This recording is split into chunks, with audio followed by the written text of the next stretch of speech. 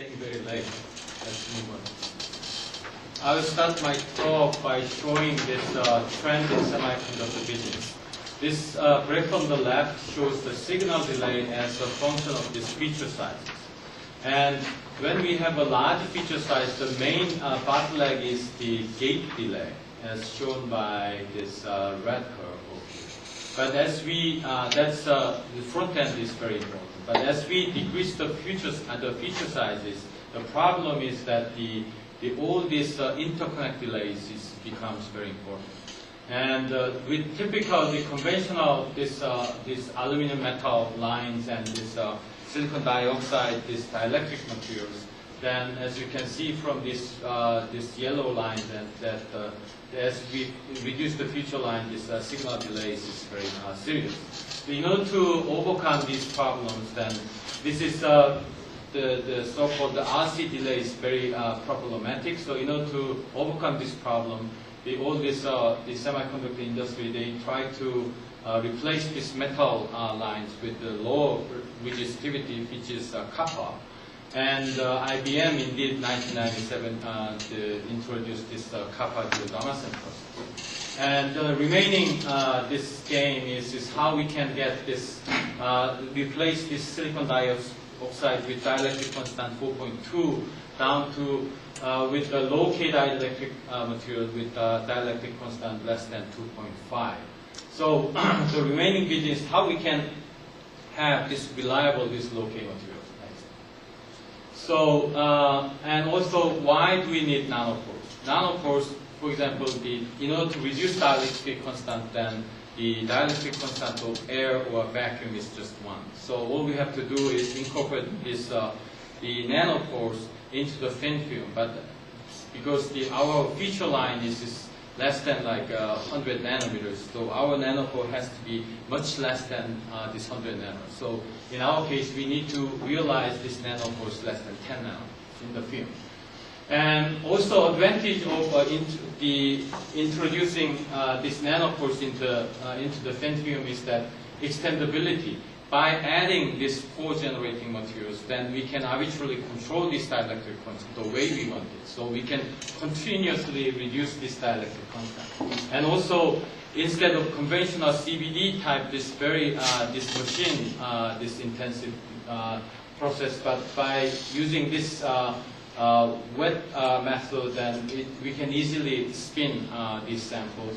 And then the whole process is very simple, low cost, and it's very easy to planarize and also get filling properties quite good. The problem lies in by incorporating these nanopores into the thin film, then we probably have some poor mechanical properties.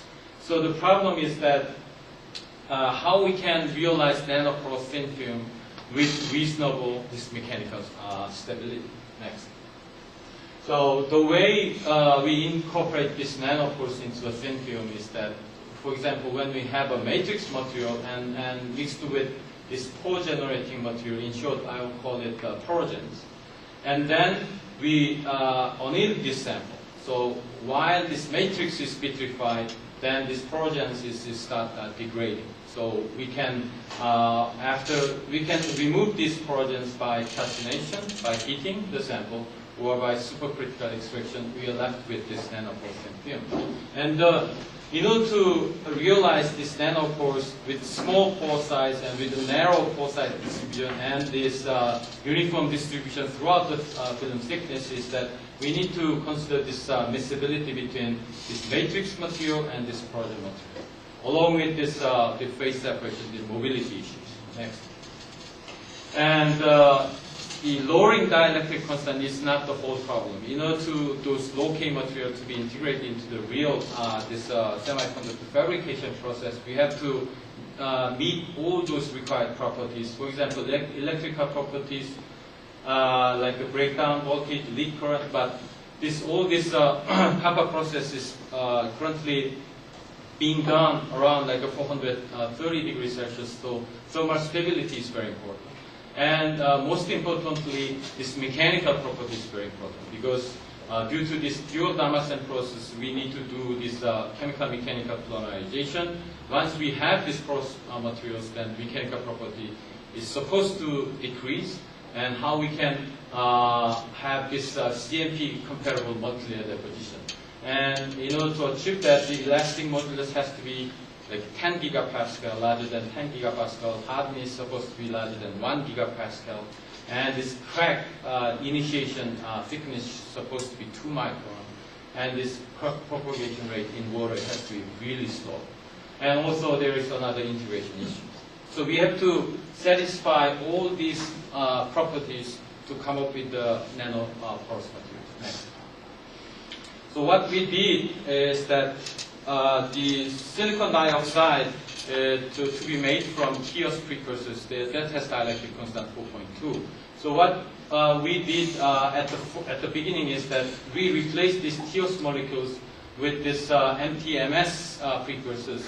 In this, the difference between TIOS and this MTMS is we only replace one of this methoxy group with this carbon groups. By this carbon doping, the starting dielectric constant is moved from 4.2 down to 2.7 initially. And then by incorporating this nanopores, we immediately bring down this dielectric constant much less than 2.5. And this is conventional Joule process. We use all this Joule process that has been around for like 30 years, but we came up with this MSQ materials. But next. But this MSQ material itself doesn't have a good mechanical property. So what we have focused on for about 4 to 5 years, how do we increase this micromechanical properties of the thin film? And then we incorporate these co-generating materials to have a reliable dislocating. So we tried many different organosilicate. So one of them is rigid the silica organosilicate precursors. The other one is only 2 carbons. So in this case, we can bring down this dielectric constant even more, but the mechanical property is marginal. By adding these crossing systems, then we can increase the mechanical properties, but sometimes dielectric constants go the other direction, a little bit higher. So what we did is, using this copolymerization, we are very careful to control all this end group functionality. We measure all this proton NMR and silicon NMR. And then we study this miscibility with this porogens based on this end functionality.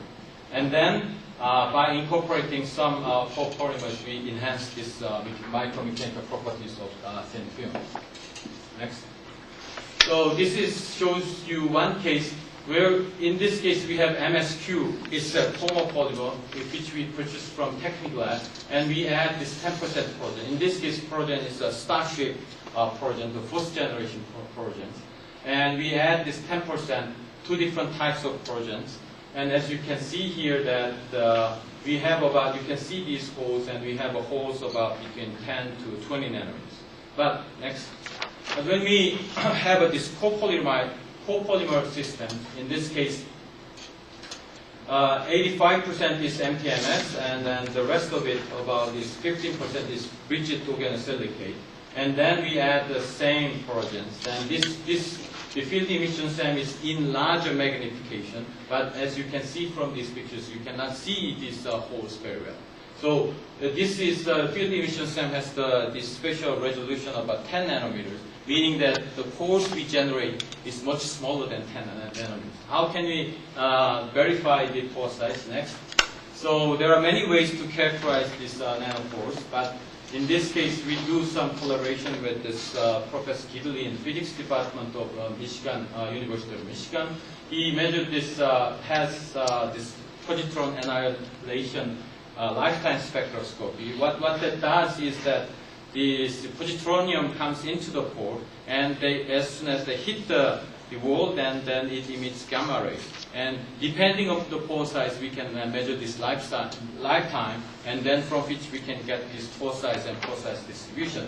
And the graph shown in this biograph is that the pore diameter as a function of porosity, and also in this case then, as we increase the pore size, the pore diameter increases a little bit. As you can see that it will still, even though we load this 30% of porosity, but still the pore diameter, average pore diameter is still much less than 5 nanometers, meaning that it's really small pores, and reduce this refractive index too. And also the other issue is that we need to have, even though we generate these pores, we need to keep these pores as closed as possible. Because if we have these open pores, then mechanical properties drops down dramatically. So this pulse technique also allows us to estimate this fraction of these pores, open and unclosed. And in our case, even though we load this fluorescence up to 30%, then still we have this the open pores is still less than 5%. Next. So the current status, the low-K dielectrics we have achieved is that, so once we have a very good matrix material and mixed with this fluorescence, and that depends on the type of fluorescence, type of matrix. If the system is not well optimized, as we increase the amount of this fluorescence, then it goes down initially and then goes up, meaning that you have limited visibility. But when you have really optimized system, then as we add this fluorescence, this dielectric constant keeps going down. So in our case, what we have achieved so far is the elastic modulus is about 10 gigapascal, and this hardness is about 1.5, and refractive index, and then dielectric constant can be much lower than 2.0 in our case, up to like a 1.65 by the addition of this fluorescent molecule. If you compare with this MSQ material, there is a threefold increase, and also our material has been evaluated by the IBM people, and they report that our matrix material came out to be the best. Next. But our goal is that, because when we add this fluorescence, then we generate this randomly oriented pores. Our final goal is we need to keep these closed pores as much as possible. So what we did is, by adding some simple blend approach has this population threshold from closed pore to open pore is around 30%. So we, in order to increase this,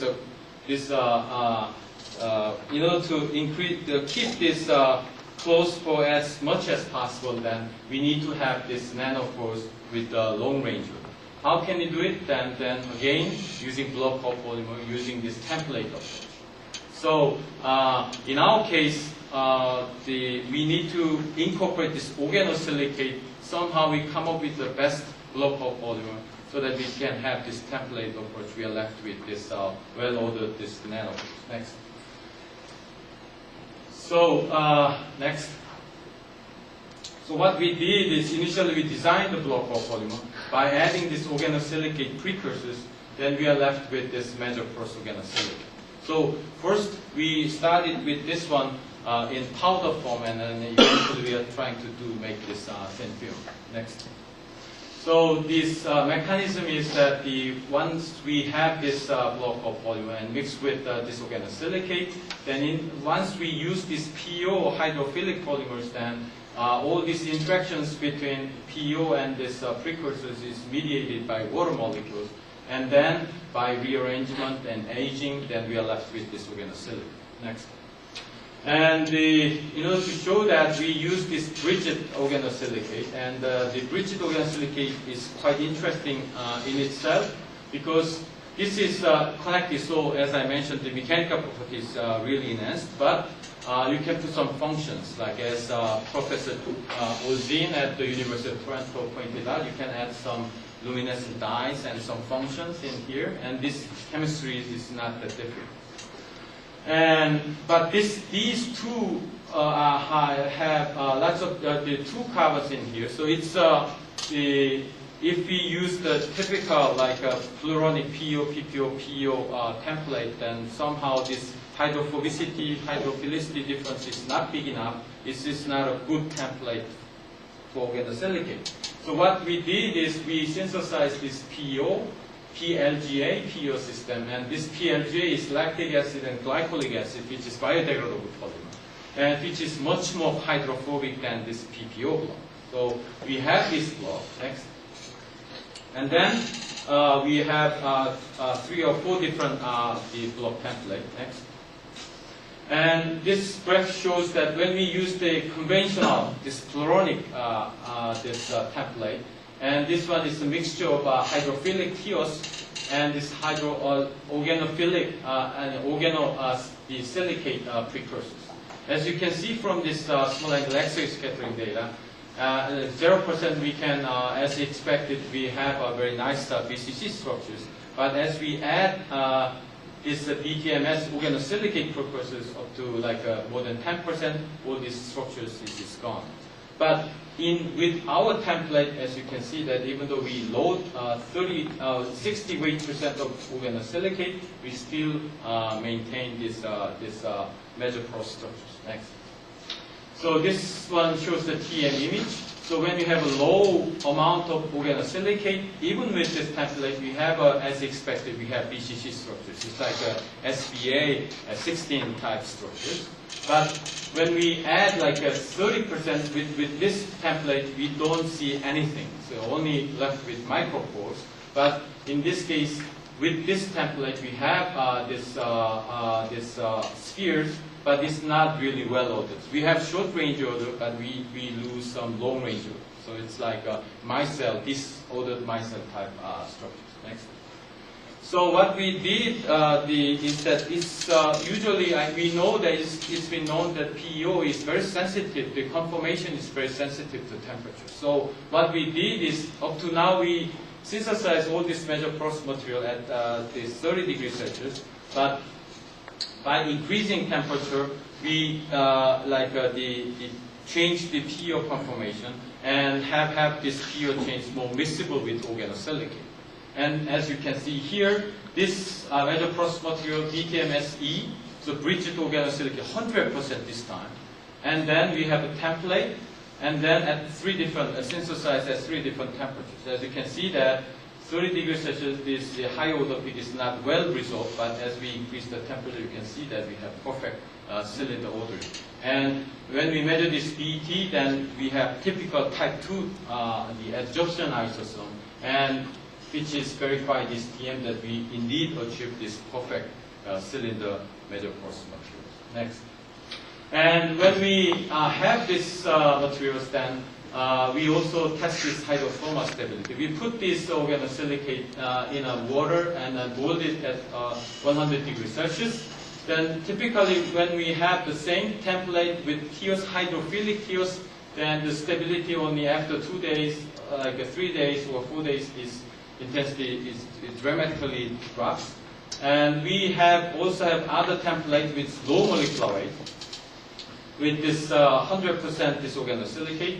But after 1 day of this treatment, and all these structures is gone. But in our system, as you can see here, then with the 100% organosilicate with this block template optimized, then as we up to 25 days, we still maintain this major porous structure.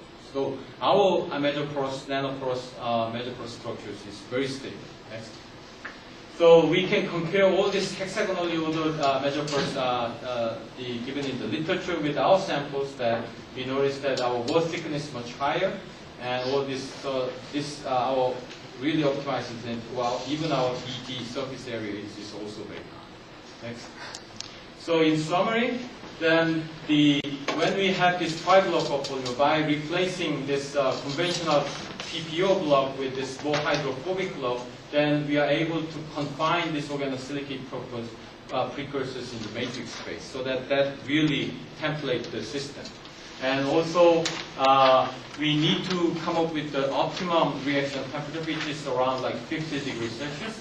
Then we have the maximized miscibility between PEO block change and organosilicate precursors. And then, due to the thick pore wall and high degree of condensation, and this hydrophobicity of this organosilicate framework, they combine to yield this high hydrothermal stability. Next.